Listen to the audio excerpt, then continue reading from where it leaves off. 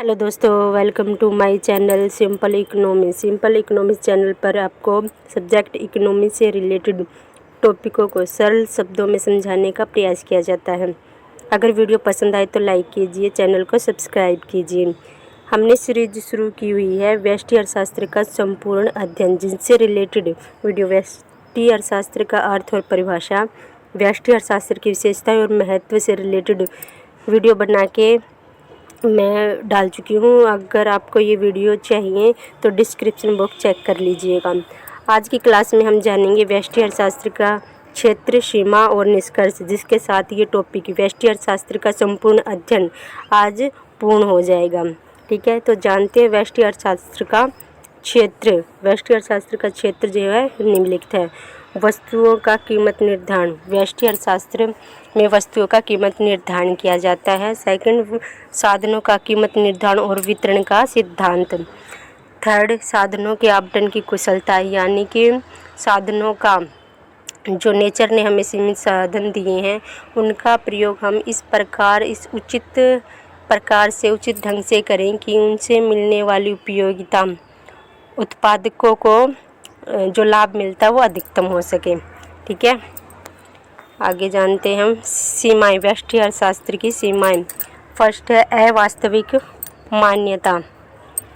किंच ने लिखा है कि हम सभी अल्पकाल के रहने वाले हैं, दीर्घकाल में हम सबकी मृत्यु हो जाती है। व्यष्टि अर्थशास्त्र की अवास्तविक मान्यताओं पर आधारित है, इसलिए इसे काल्पनिक भी कहा जाता है। चूँकि यह केवल पूर्ण रोजगार अर्थव्यवस्था में ही कार्य कर सकता है, जबकि पूर्ण रोजगार की धारणा काल्पनिक है। इसी प्रकार व्यवहारिक जीवन में पूर्ण प्रतियोगिता के स्थान पर अपूर्ण प्रतियोगिता पाई जाती है। व्यष्टि अर्थशास्त्र में दीर्घकाल की मान्यता भी व्यवहारिक नहीं लगती।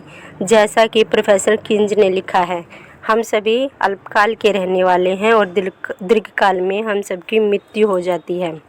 सेकंड है व्यक्तिगत इकाइयों का अध्ययन। व्यष्टि अर्थशास्त्र में केवल व्यक्तिगत इकाइयों का ही अध्ययन किया गया है।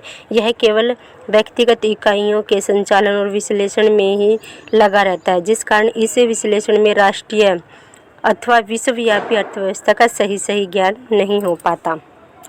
थर्ड टॉपिक, संकुचित अध्ययन।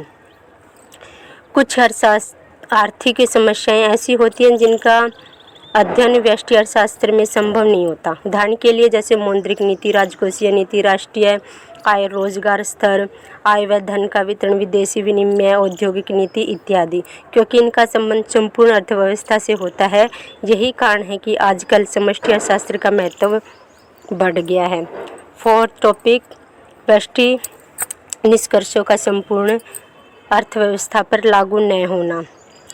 यह आवश्यक नहीं है कि जो निर्णय व्यक्तिगत इकाइयों के लिए उचित हो वह संपूर्ण अर्थव्यवस्था के लिए भी तो उचित हो। व्यवहार में कुछ धारणाएं ऐसी होती हैं जिन्हें समूह पर लागू करने से निष्कर्ष गलत निकलता है। उदाहरण के लिए बचत करना, एक व्यक्ति की दृष्टिकोण से बचत करना ठीक है, लेकिन यदि समाज के सभी व्यक्ति अगर बचत करने लग जाएंगे तो इसका अर्थव्यवस्था पर प्रतिकूल प्रभाव पड़ेगा, क्योंकि ऐसा करने से उपभोग वस्तुओं की मांग में कमी आ जाएगी, उत्पादक तथा राष्ट्रीय आय कम होने लगेगी और बेरोजगारी फैल जाएगी।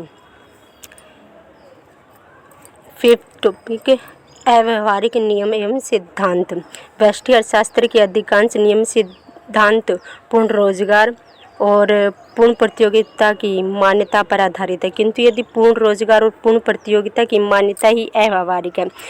जो दोस्तों ये पूर्ण रोजगार और पूर्ण प्रतियोगिता होती है ना, ये हमारी अर्थव्यवस्था में नहीं पाई जाती।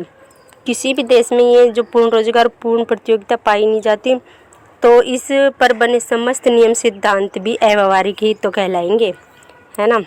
तो लास्ट में है निष्कर्ष। व्यष्टिगत अर्थशास्त्र के अध्ययन पर आधारित निष्कर्ष एवं निर्णय किसी व्यक्ति विशेष फर्म के लिए तो ठीक है, लेकिन यह अनिवार्य नहीं है कि यह समस्त अर्थव्यवस्था के लिए भी सही हो। उदाहरण के लिए व्यष्टिगत दृष्टि से बचत करना आवश्यक है, उचित है, वांछनीय है, परंतु राष्ट्रीय दृष्टि से या सामूहिक दृष्टि से यह अनुचित है, क्योंकि अगर सारा ही देश बचत करने लग जाएगा तो फिर राष्ट्रीय और देश का विकास कैसे होगा, है ना। Please subscribe my channel and like my video and press bell icon. पूरी वीडियो देखने के लिए थैंक्स, बाय।